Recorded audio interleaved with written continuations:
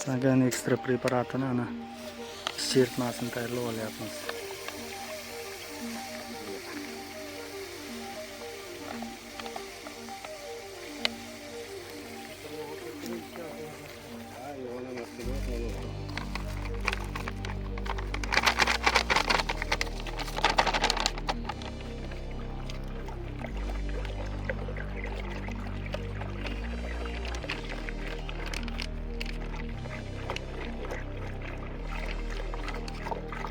Köpeğe götürüyor. Hakikaten.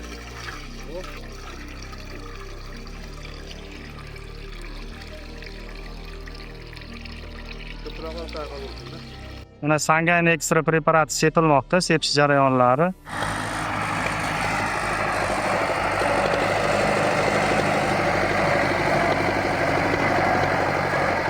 Assalomu alaykum hammaga. 2025-yil 29-aprel sanasi Andijon viloyati Shahrixon tumanidamiz. Mashalliqbol Saxovat fermer xo'jaligining paxta ekiladigan maydonlariga paxta ekishdan oldin gektarga 200 gram miqdorda Sangan ekstra preparati sepilgan edi. Begona o'tlarni unib chiqishini oldini olish maqsadida hozir mana 14 kun o'tdi. 15-aprel kuni sepilgan. Hozir ikkita dalasiga sepilgan, bitta dalamizga sepilgan, bitta dalamizga sepilmagan. Mana hozir ushbu dalamizga sepilmagan dalamizni hozir qisqacha video obzorini ko'rsatib o'tib ketishga harakat qilamiz. Keyingi videomizda preparatni sepilgan maydon bilan farqini taqqoslash uchun.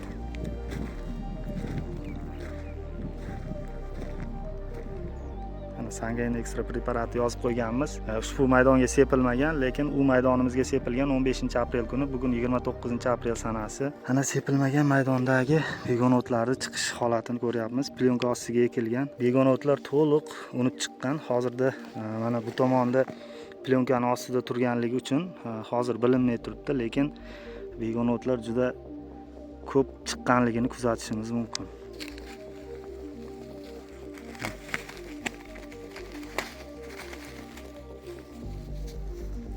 Ushbu maydonga sepilgan maydonga hozir o'tib farqini ko'rsatib o'tib ketamiz.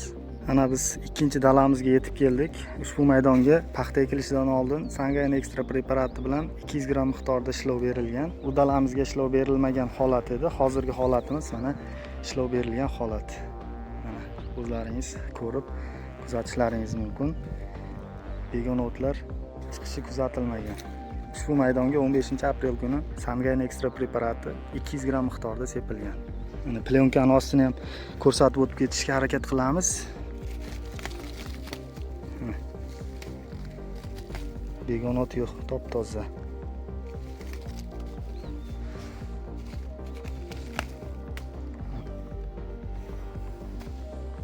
Hurmatli kanalimiz obunachilari, bizni ijtimoiy tarmoqda kuzatib boruvchi fermer xo'jaligi rahbarlari, barchalaringizga Rainbow kompaniyasi tomonidan keltirilgan Sangan ekstra preparatini paxta ekishdan oldin sepishni tavsiya qilib qolamiz. Mana ishlov berilgan maydon.